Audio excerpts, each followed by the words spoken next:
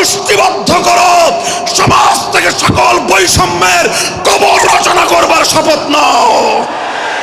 হে হতাশাগ্রস্ত জাতি, আসো আল কোরআনের কাছে, আমরা তোমাদেরকে মুক্তির বার্তা শোনাই, আমরা তোমাদেরকে সান্ত্বনার বাণী শোনাবো। আসো হাতে হাত রাখি, সমস্ত বৈষম্য, জুলুম, স্বৈরতন্ত্রের কবর রচনা করে আল্লাহর কোরআনের সমাজ গড়বার জন্য হাতে হাত রাখি। যদি ইনসাফ কায়েম না করা যায়, ইসলাম অনুসরণ করা যায় না। যদি বেইনসাফের বিরুদ্ধে লড়াই না করতে পারো, মিথ্যে মুসলমানিত্বের দাবি ত্যাগ করো। তুমি যদি ইনসাফের জন্য যুদ্ধ করতে না পারো, তুমি যদি বৈষম্যের বিরুদ্ধে লড়াই করার হিম্মত না রাখো, মুসলমানের মিথ্যা দাবি করা ভণ্ডামি ছাড়া কিছুই নয়। আর সর্বোপরি যদি একটি বৈষম্যহীন সমাজ গড়বার জন্য শাহাদাতের রক্ত দিতে হয়, আবু সাঈদদের মতো বৈষম্যের বিরুদ্ধে বুক পেতে দিয়ে জীবন দেওয়ার জন্য শপথ নিতে হবে। কোরআনে পাকের এক একটা আয়াত, কোরআনের এক একটা বিধান আল্লাহর জমিনে বাস্তবায়ন করার জন্য আমাদের জীবন যৌবনের বাজি লাগায় দিতে হবে, বাজি লাগায় দিতে হবে ইনশাআল্লাহ। ইনসাফ কায়েম করতে গিয়ে ছুরি যদি নিজের সন্তানের হাতের উপর দিয়ে যায়, সে হাত স্তব্ধ হয়ে যাবে না, সে হাত থমকে দাঁড়াতে পারবে না। যেখান দিয়ে ইনসাফ যাবে সেখান দিয়ে ইনসাফকে চালিয়ে দিতে হবে। এই সমাজ, এই জমিন এখন বিপ্লবী চায়। সে বিপ্লব আব্রাহাম লিঙ্কনের আদর্শের বিপ্লব নয়, সে বিপ্লব কার্ল মার্কস, মাও সেতুং আর লেনিনদের বিপ্লব নয়। বাংলার মাটি আরেকটা বিপ্লব দেখতে চায়, সে বিপ্লব হবে আল কোরআনের বিপ্লব, সে বিপ্লব হবে ইসলামী সমাজ গঠনের বিপ্লব। সেই বিপ্লবের জন্য 2000 যুবক নয়, যদি 2 লক্ষ যুবকের তাজা বুকের শাহাদাতের রক্তের প্রয়োজন হয়, সে রক্ত দেওয়ার জন্য শহীদ ঈদগাহে কারা কারা জমায়েত হবে, কারা কারা জমায়েত হবে। হ্যাঁ, এটা শুধু কথার কথা না, শপথ। এটা কথার কথা না, শপথ। এটা অঙ্গীকার। কার সাথে? কার সাথে? যেই অপরাধ করে মন্ত্রীর দুলাভাই ছাড়া পেয়েছে, যেই অপরাধ করার পরে এমপির শালার শাস্তি হয় নাই, যেই অপরাধ করার পরে শিল্পপতির বিচার হয় নাই, যেই অপরাধ করার কারণে রাজনৈতিক নেতার কোনো বিচার হয় নাই, একই অপরাধ দুর্বল, গরিব, অসহায় মানুষ করার পরে তার উপর আইনের শাসন 100 ভাগের জায়গায় 200 ভাগ বাস্তবায়ন করা হয়। আল্লাহ নবী বলেছেন, পৃথিবীতে ইসলাম এসেছে শুধুমাত্র ইবাদত, নামাজ, রোজার, হজ, যাকাতের বিধান বাস্তবায়নের জন্য নয়। ইসলাম দুনিয়াতে আগমন করেছে, তার আগমনের অন্যতম উদ্দেশ্য হলো সমস্ত বৈষম্য দূর করে, জুলুম আর বেইনসাফি দূর করে বিশ্ব সভ্যতায় ন্যায় এবং ইনসাফ কায়েম করা।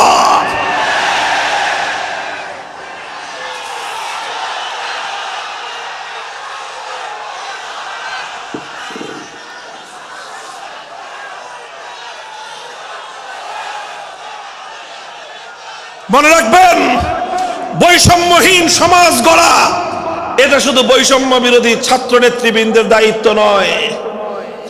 বৈষম্যহীন সমাজ গড়া এটা শুধুমাত্র বৈষম্য বিরোধী ছাত্র নেতৃবৃন্দের দায়িত্ব নয়।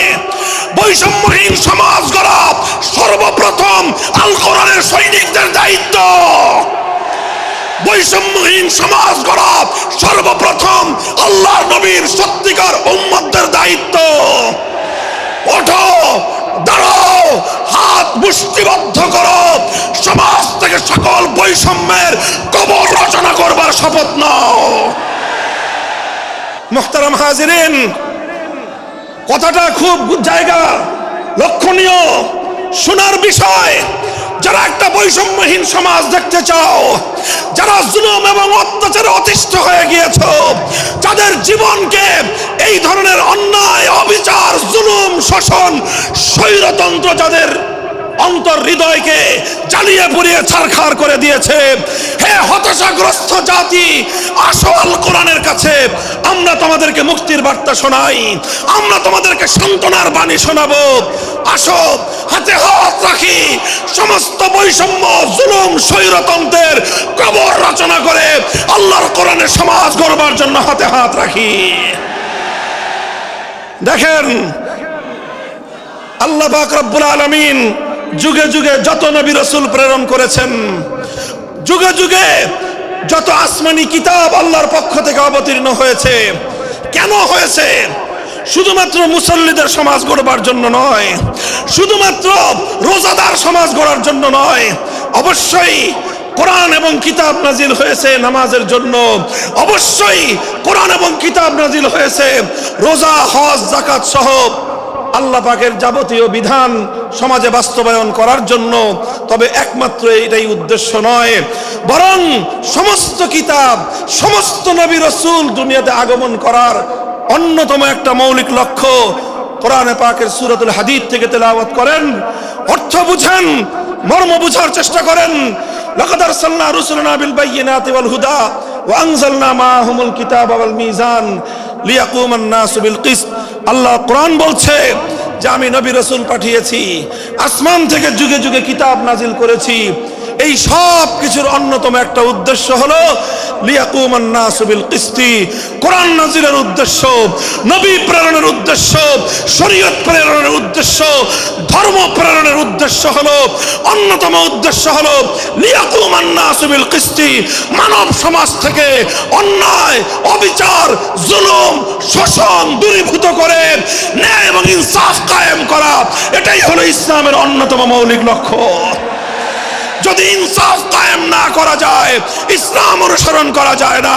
যদি বেইনসাফের বিরুদ্ধে লড়াই না করতে পারো, মিথ্যে মুসলমানিত্বের দাবি ত্যাগ করো।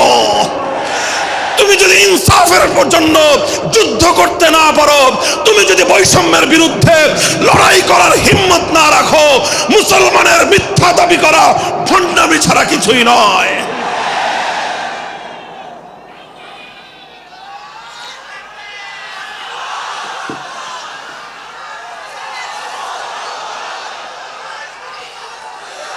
এই জন্য আমাদেরকে বুঝতে হবে আমাদের জীবনের অন্যতম মিশন, যে জন্য আল্লাহ তার নবীদেরকে পাঠিয়েছেন, নবীদের জীবনের মিশন যা ছিল, নবীর উত্তরাধিকারী নবীর অনুসারীদের জীবনের মিশনও সেটাই হবে।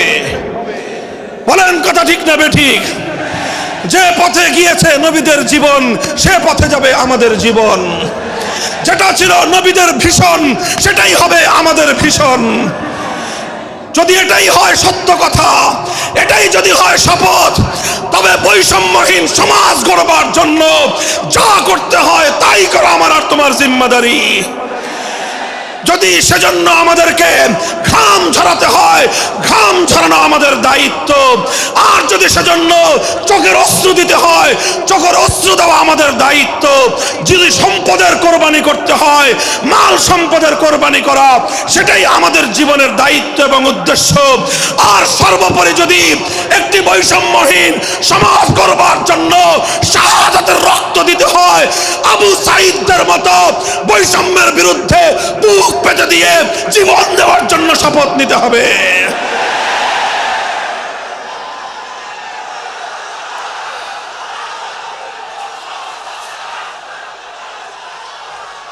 এই প্রস্তুত থাকবেন তো ইনশাআল্লাহ? আল্লাহর নবী বললেন এই বৈষম্য চলবে না, এই বৈষম্য জাহিলিয়াত, এই বৈষম্য মূর্খতা। সমাজের মধ্যে নিজের দলের লোক অন্যায় করলে পাগার পার, বিরোধী দলের লোক অন্যায় করলে আইনের শাসনে 100 ভাগের জায়গায় 200 ভাগ। নিজেরা অপরাধ করলে সেই অপরাধীকে ছাড়িয়ে নেওয়ার জন্য সমস্ত আয়োজন। বিপক্ষ মতের লোকজন অপরাধ না করা সত্ত্বেও তাদেরকে কেচোর মতো মাটির গর্ত থেকে ধরে এনে তাদেরকে বিচারের মুখোমুখি দাঁড় করানো, অন্যায়ভাবে তাদের জীবন থেকে তাদের যৌবনের সময়গুলো কেড়ে নেওয়া, বছরের পর বছর অন্ধকার কারা প্রকোষ্ঠে তাদেরকে বন্দী করে রাখা। এই জুলুম এবং অন্যায়ের অবসান যদি না ঘটাতে পারো, পুরুষ এবং যুবক মানুষ হিসেবে আল্লাহর কাছে জবাবদিহিতার সুযোগ থাকবে না। কাজেই তাফসীরুল কোরআন শুধুমাত্র কোরআনের তেলাওয়াতের জন্য নয়, তাফসীরুল কোরআন শুধু আল্লাহর কোরআনের মর্ম বোঝানোর জন্য নয়। আল্লাহর কোরআন তেলাওয়াত করতে হবে, মর্ম বুঝতে হবে, আর তালিমে হিকমতের কর্মসূচির অধীনে কোরআনে পাকের এক একটা আয়াত, কোরআনের এক একটা বিধান আল্লাহর জমিনে বাস্তবায়ন করার জন্য আমাদের জীবন যৌবনের বাজি লাগায় দিতে হবে ইনশাআল্লাহ।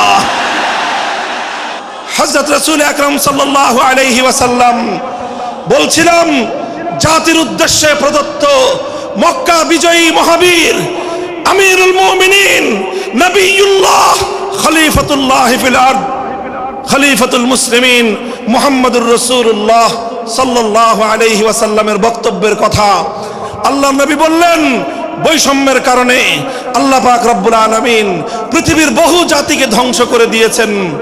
সুতরাং শুনে রেখো, আমার দ্বারা বৈষম্য হবে না। শুধু আমার বংশের লোক দেখে, আমার গোত্রের লোক দেখে, আমার রক্তের আত্মীয়তার সূত্রের কারণে আমি অপরাধ প্রমাণিত হওয়ার পরেও তার উপর কোরআনের বিধান বাস্তবায়ন করব না, এটা আমার দ্বারা সম্ভব নয়। এরপরে আল্লাহর নবী যেই কথাটি বললেন, সেই কথা যদি আল্লাহর নবী হাদিসে না বলতেন, তাহলে সেই কথা উচ্চারণ করতে আমাদের জিহ্বা কেঁপে উঠত, আমাদের বক্ষ প্রকম্পিত হতো। আল্লাহর নবী বললেন, ওয়াল্লাহ লাউ আন্না ফাতিমাতা বিনতা মুহাম্মাদিন সারাকাত লাকাতাতু ইয়াদাহা, ওয়াল্লাহি লাউ আন্না ফাতিমাতা বিনতা মুহাম্মাদিন সারাকাত লাকাতাতু ইয়াদাহা। শুধু আমার দাদির গোত্র, আমার বংশের ফাতেমা নামনি মহিলা নয়, আজ যদি আমি মুহাম্মদুর রাসূলুল্লাহর কলিজার টুকরা মেয়ে, আমার জীবনের সবচেয়ে আদরের সন্তান ফাতেমা যদি আজকে চুরি করে ধরা পড়তো, আমি আল্লাহর শপথ করে বলি, আমি তার হাত কেটে দিতে এতটুকু দ্বিধা করতাম না। মুহতারাম হাজিরিন, এটাই হলো তালিমে হিকমত। আল্লাহর কোরআনের বিধান বাস্তবায়ন করতে গিয়ে ছুরি যদি নিজের সন্তানের গলার উপর দিয়ে যায়, ইব্রাহিম খলিলুল্লাহর মতো ছুরি চালায় দিতে দ্বিধা করা যাবে না।